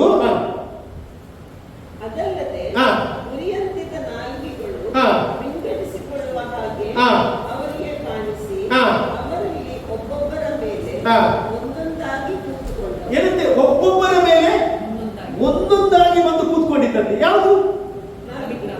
ಏನು? ಯಾರು ಕೂತ್ಕೊಂಡದ್ದು? ಯಾರು? ಪವಿತ್ರಾತ್ಮ. ಹಾಗೆ ನಿಮ್ಮ ಎಲ್ಲರ ಒಬ್ಬೊಬ್ಬರ ಮೇಲೆ ಏನ್ ಮಾಡ್ತಾರೆ? ಪವಿತ್ರಾತ್ಮ ಬರ್ತಾನೆ. ಅಲ್ಲಿ ಯಾಕೆ ಒಬ್ಬೊಬ್ಬರ ಮೇಲೆ ಅಂತ ಹೇಳಿದ್ರೆ ಅವರ ಹೃದಯ ಕರೆಕ್ಟ್ ಇದೆ ಅಂತ ನೋಡ್ತಾರೆ. ಫಸ್ಟ್ ಹೃದಯ ಕರೆಕ್ಟ್ ಇಲ್ಲದಿದ್ರೆ ಯಾರು ಮಾಡೋದಿಲ್ಲ. ಅಲ್ಲಿ ಅದೇ ಅವರನ್ನು ಪರೀಕ್ಷೆ ಮಾಡಲಿಕ್ಕೋಸ್ಕರ. ಆದ್ರೆ 120 ಮಂದಿಯ ಮೇಲೆ ಸಂಬಂಧ ಅಂತ ಹೇಳಿದ್ರೆ 120 ಮಂದಿಯ ಮನಸ್ಸು ಏನಾಗಿತ್ತು? ಇವತ್ತು ನಮ್ಮ ಮನಸ್ಸು ಒಂದೇ ಆಗಿರಬೇಕು, ನಮ್ಮ ಹೃದಯ ಒಂದೇ ಆಗಿರಬೇಕು. ಒಂದೇ ಆದ್ರೆ ಯಾರು ಬರ್ತಾರೆ? ಕೀರ್ತನೆ 133 ಸುಮ್ಮನೆ ಅಲ್ಲ ಬಂದದ್ದು. ದಾವೀದ ಬರಲಿಕ್ಕೆ ಕಾರಣ ಏನ್ ಬರೆದಿದ್ದಾನೆ ಅವನು? ಆಹಾ, ಸಹೋದರ ಒಂದಾಗಿರುವುದು ಎಷ್ಟೋ ಒಳ್ಳೆಯದು, ಎಷ್ಟೋ ರಮ್ಯವು. ಅಲ್ಲಿ ಜೀವ ಮತ್ತು ಆಶೀರ್ವಾದ ಉಂಟಂತೆ. ನಾವು ಇವತ್ತು ಒಂದಾಗಿರುವುದು ದೇವರ ದೃಷ್ಟಿಗೆ ಒಳ್ಳೆಯದಾಗಿದೆ. ನಮ್ಮ ಮನಸ್ಸು ಒಂದೇ ಆಗಿದೆ, ನಮ್ಮ ಹೃದಯ ಒಂದೇ ಆಗಿದೆ. ದೇವರೇ, ಪವಿತ್ರಾತ್ಮನನ್ನು ಕಳಿಸಿ ಮಕ್ಕಳ ಮೇಲೆ. ಪವಿತ್ರಾತ್ಮನ ಭಾರ ನಮಗೆ ಬೇಕು. ಅಲ್ಲಿ ಪವಿತ್ರಾತ್ಮನ ಶಕ್ತಿ ಬೇಕು. ಅವರು ಪ್ರಾರ್ಥನೆ ಮಾಡುವಾಗ ಒಬ್ಬೊಬ್ಬರ ಮೇಲೆ ಏನಾಯ್ತಂತೆ? ಅದು ಇಳಿದು ಬಂತು ಎಂಬುದಾಗಿ ಸತ್ಯವೇದ ಹೇಳ್ತಾ ಉಂಟು. ಹಾಗಿದ್ರೆ ಪವಿತ್ರಾತ್ಮ ಶಕ್ತಿ ಬಂದಾಗ ನಾನು ಹೇಳ್ತೇನೆ, ನಮ್ಮನ್ನು ಟಚ್ ಮಾಡ್ಲಿಕ್ಕೆ ಯಾರಿಗಾಗುವುದಿಲ್ಲ. ಪವಿತ್ರಾತ್ಮ ನಮ್ಮ ಮೇಲೆ ಬರುವಾಗ ಅಲ್ಲಿ ವೈರಿಯ ಬಾಣಗಳು ದೇವರ ಹೊಡೆಯುತ್ತಾರೆ. ಪವಿತ್ರಾತ್ಮ ನಮ್ಮ ಮೇಲೆ ಬರುವಾಗ ವೈರಿಯ ಮಾರ್ಗಗಳನ್ನು ದೇವರು ಒಡೆದಾಕಿ ಹೊಸ ಮಾರ್ಗವನ್ನು ನಿಗೋಸ್ಕರ ತೆರೆಯುತ್ತಾರೆ. ರೋಮಪುರದವರೆಗೆ ಬರೆದ ಪತ್ರಿಕೆ 15ನೇ ಅಧ್ಯಾಯ 19ನೇ ವಾಕ್ಯವನ್ನು ಓದಿ ನೋಡ್ರಿ. ರೋಮಪುರದವರೆಗೆ ಬರೆದ ಪತ್ರಿಕೆ 15ನೇ ಅಧ್ಯಾಯ 19ನೇ ವಾಕ್ಯ. ಅಲ್ಲಿ ನಾನು ಯೆರೂಸಲೇಮ್ ಮೊದಲುಗೊಂಡು ಇಲ್ಲುರಿತ ಸೀಮೆಯ ಪರ್ಯಂತರಕ್ಕೂ ಸುತ್ತಿ ಕ್ರಿಸ್ತನ ಸುವಾರ್ತೆಯ ಸಾರೋಣವನ್ನು ನೆರವೇರಿಸಿದ್ದೇನೆ. ನೋಡಿ, ಅವನಿಗೆ ಬಲ ಬಂದದ್ರಿಂದ ಅವನು ಸುವಾರ್ತೆಯನ್ನು ಸಾರಲಿಕ್ಕೆ ಏನ್ ಮಾಡಲಿಲ್ಲ, ಹಿಂದೆ ಮುಂದೆ ನೋಡಲಿಲ್ಲ. ನಾವು ಯಾವಾಗಲೂ ಸುವಾರ್ತೆ ಸಾರಲಿಕ್ಕೆ ಭಯ ಪಡಬಾರ್ದು. ನಾನು ಸೌಮ್ಯ ಸೃಷ್ಟಿಗೋಸ್ಕರ ಸ್ತೋತ್ರ ಹೇಳ್ತೇವೆ. ಅವರಿಗೆಲ್ಲ ಕಡೆ ಹೋಗಿ ಸುವಾರ್ತೆಯನ್ನು ಗಟ್ಟಿಯಾಗಿ ಕೊಡ್ತಾರೆ. ಅದಕ್ಕೆ ಪವಿತ್ರ ಆತ್ಮದ ಶಕ್ತಿ ಬೇಕು. ನನ್ನಂತೆಯೇ ಇವರನ್ನು ಸಹ ಕರ್ಕೊಂಡು ಬಂದಿದ್ದವರೇ, ಬ್ರದರ್ ಅನ್ನು ಸಹ ಕರ್ಕೊಂಡು ಬಂದಿದ್ದಾರೆ. ಅನೇಕರಿಗೆ ಮೊನ್ನೆ ಸಹ ಒಬ್ಬರನ್ನು ಕರ್ಕೊಂಡು ಬಂದರು. ಇವತ್ತು ದೇವರು ಪವಿತ್ರಾತ್ಮದ ಮೂಲಕ ನಮಗೆ ಜ್ಞಾನವನ್ನು ಆಪರೇಟ್ ಮಾಡ್ತಾರೆ, ಹೃದಯದಲ್ಲಿ ಆಪರೇಟ್ ಮಾಡ್ತಾರೆ. ಯಾವುದು ಸತ್ಯ ಯಾವುದು ಸುಳ್ಳು ಅಂತ ಆತನ ತಿಳಿಸ್ತಾರೆ. ಇವತ್ತು ನಮ್ಮನ್ನು ಬದಲಾಯಿಸಿದ ಯಾರು? ಪವಿತ್ರ. ಮನುಷ್ಯ ಬದಲಾಯಿಸಲಿಕ್ಕೆ ಸಾಧ್ಯ ಇಲ್ಲ. ನಿಮ್ಮನ್ನು ಮನುಷ್ಯರು ಬದಲಾಯಿಸಿದ, ದೇವರು ಬದಲಾಯಿಸಿದ, ಪವಿತ್ರಾತ್ಮರು ಬದಲಾಯಿಸಿದ್ದು. ಇವತ್ತು ನಾನು ಹೇಳ್ತೇನೆ, ಭಯವನ್ನು ತೆಗೆದದ್ದು ಯಾರು? ಪವಿತ್ರ ಆತ್ಮ. ಇವತ್ತು ನಿಮ್ಮ ಭಯವನ್ನು ದೇವರು ತೆಗಿಲಿಕ್ಕೆ ನಮ್ಮ ಮಧ್ಯೆ ಸಹಾಯ. ಅಪೊಸ್ತಲರ ಕೃತ್ಯ 5:32 ಓದಿ. ಅಪೊಸ್ತಲರ ಕೃತ್ಯ 5:32. ಈ ಕಾರ್ಯಗಳಿಗೆ ನಾವು ಸಾಕ್ಷಿ. ಈ ಕಾರ್ಯಗಳಿಗೆ ನಾವು ಸಾಕ್ಷಿ. ದೇವರು ತನಗೆ ವಿಧೇಯರಾಗಿರುವವರಿಗೆ, ನೋಡಿ ಅಲ್ಲಿ ಬೈಬಲ್ ಹೇಳ್ತದೆ, ದೇವರು ತನಗೆ ವಿಧೇಯರಾಗಿರುವವರಿಗೆ ದಯಪಾಲಿಸುವ ಪವಿತ್ರಾತ್ಮನ ಸಾಕ್ಷಿ. ಹಾಗಾದ್ರೆ ಯಾರಿಗೆ ಪವಿತ್ರಾತ್ಮರನ್ನು ಕೊಡ್ತಾರೆ? ಗಟ್ಟಿಯಾಗಿ ಹೇಳ್ತೀವಿ, ವಿಧೇಯರಾಗುವವರಿಗೆ ಮಾತ್ರ ಪವಿತ್ರಾತ್ಮದ ಶಕ್ತಿ ಕೊಡ್ತಾರೆ. ಎಷ್ಟು ಜನ ವಿಧೇಯರಾಗ್ತಾರೆ? ಹೇಳ್ತಾರೆ, ದೇವರೇ ನನಗೆ ನಿನ್ನ ಪವಿತ್ರಾತ್ಮ ಬರಬೇಕು, ನಾವು ನಿನಗೆ ವಿಧೇಯರಾಗ್ತೇವೆ. ನೋಡಿ, ಈ ಪವಿತ್ರಾತ್ಮ ಬರುವಾಗ ಎಲ್ಲ ದುಷ್ಟ ಶಕ್ತಿಗಳು ಹೊಡೆಯುತ್ತದೆ. ನೀವು ಅಪೊಸ್ತಲರ ಕೃತ್ಯ 4:33 ತೆಗೆದು. ಅಪೊಸ್ತಲರ ಕೃತ್ಯ 4:33. ಕರ್ತನಾದ ಯೇಸು ಜೀವಂತನಾಗಿ ಎದ್ದು ಬಂದನೆಂಬುದಕ್ಕೆ, ನೋಡಿ, ಕರ್ತನಾದ ಯೇಸು ಜೀವಂತನಾಗಿ ಎದ್ದು ಬಂದನೆಂಬುದಕ್ಕೆ ಅಪೊಸ್ತಲರು ಬಹುಬಲವಾಗಿ ಸಾಕ್ಷಿ ಹೇಳುತ್ತಿದ್ದರು. ಏನಂತೆ? ಬಹುಬಲವಾಗಿ ಸಾಕ್ಷಿ ಹೇಳ್ತಿದ್ರು. ಮೊದಲು ಪವಿತ್ರಾತ್ಮ ಬರುವ ಮೊದಲು ಅವರಿಗೆ ಬಲ ಇರಲಿಲ್ಲ, ಪವಿತ್ರಾತ್ಮ ಬಲವಾಗಿ ಸಾಕ್ಷಿ ಹೇಳ್ತಿದ್ರಂತೆ. ಮತ್ತೆ ಬಹಳ ದಯವು ಅವರೆಲ್ಲರ ಮೇಲೆ ಇತ್ತು. ಎಂತಂತೆ? ಬಹಳ ದಯೆ ಅವರ ಮೇಲೆ ಇತ್ತು. ಅವರಲ್ಲಿ ಕೊರತೆ ಪಡುವವನು ಒಬ್ಬನೂ ಇರಲಿಲ್ಲ. ಅವರಲ್ಲಿ ಕೊರತೆ ಪಡುವವನು ಒಬ್ಬನೂ ಇರಲಿಲ್ಲ. ದೇವರು ವಾಕ್ಯ ಹೇಳ್ತದೆ, ಪವಿತ್ರಾತ್ಮ ಬಂದ ಮೇಲೆ ನಿನ್ನ ಕೊರತೆ ನೀಗಿಸ್ತಾನೆ. ಪವಿತ್ರಾತ್ಮ ನಿಮ್ಮ ಮೇಲೆ ಬರುವಾಗ ಅದೇ ದೇವರು ದೊಡ್ಡ ಕಾರ್ಯ ಮಾಡ್ತಾನೆ. ದೇವರು ನಮ್ಮ ಫೇವರ್ ಆಗಿ ಟರ್ನ್ ಆಗ್ತಾನೆ. ಕೆಲವು ನಾಚಿಗೆ, ನಾನು ಕುಡಿತಿದ್ದೆ ಅಂತ ಹೇಳಿಕ್ಕೆ ನಾಚಿಕೆ, ನಾನು ಬಿಟ್ಟು ಮಾಡ್ತಿದ್ದೆ ಅಂತ ಹೇಳಿಕ್ಕೆ ನಾಚಿಕೆ, ಡ್ರಗ್ಸ್ ತಗೊಂಡಿದ್ದೆ ಅಂತ ಹೇಳಿಕ್ಕೆ ನಾಚಿಕೆ. ಅದೇನು ನಾಚಿಕೆ ಮಾಡಬೇಡಿ. ದೇವರು ನಿಮ್ಮ ಜೀವಿತದಲ್ಲಿ ಮಾಡಿದ ಸಾಕ್ಷಿಯನ್ನು ಹೇಳ್ರಿ, ಅದು ಬದಲಾಯಿಸುವಂತ ಸಾಕ್ಷಿ. ಪವಿತ್ರಾತ್ಮ ನಮ್ಮ ಮೇಲೆ ಬರುವಾಗ ಅಲ್ಲಿ ನಾವು ಬಲ ಹೊಂದುವವರಾಗಿದ್ದೇವೆ. ಅದಕ್ಕೆ ನೋಡಿ, ಅಪೊಸ್ತಲರ ಕೃತ್ಯ 10:38 ಹೇಳ್ತದೆ. ನಾನು ನಿಲ್ಲಿಸ್ತೇನೆ. ಅಪೊಸ್ತಲರ ಕೃತ್ಯ 10:38. ಪವಿತ್ರಾತ್ಮದಿಂದಲೂ ದೇವರು ನಜರೇತಿನ ಯೇಸು, ಅಲ್ಲಿ ನೋಡಿ ಬೈಬಲ್, ದೇವರು ನಜರೇತಿನ ಯೇಸುವನ್ನು ಪವಿತ್ರಾತ್ಮದಿಂದಲೂ ಬಲದಿಂದಲೂ ಅಭಿಷೇಕಿಸಿದನು. ದೇವರು ಆತನ ಸಂಗಡ ಇದ್ದದರಿಂದ, ದೇವರು ಆತನ ಸಂಗಡ ಇದ್ದದರಿಂದ ಆತನ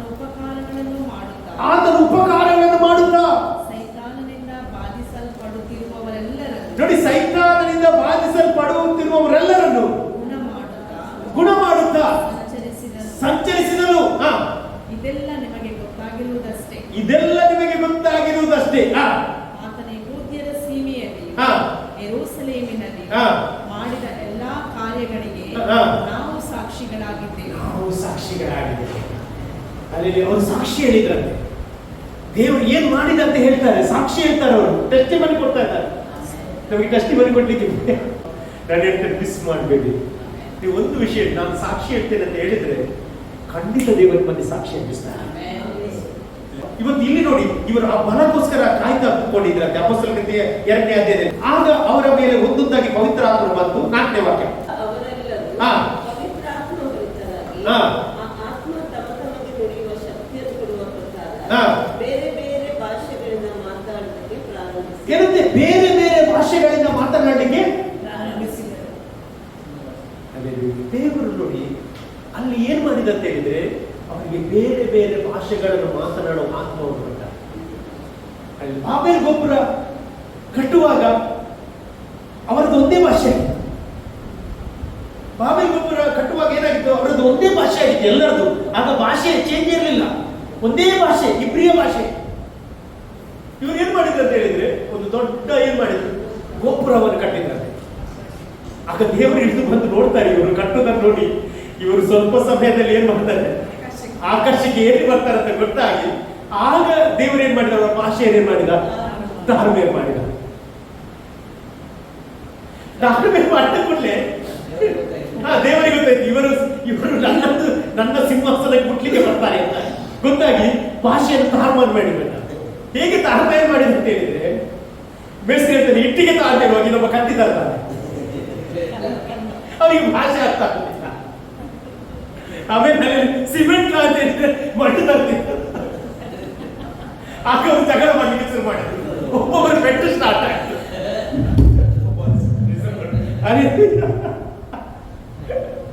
ಆಗ ಆ ಕೆಲಸ ಏನಾಯ್ತು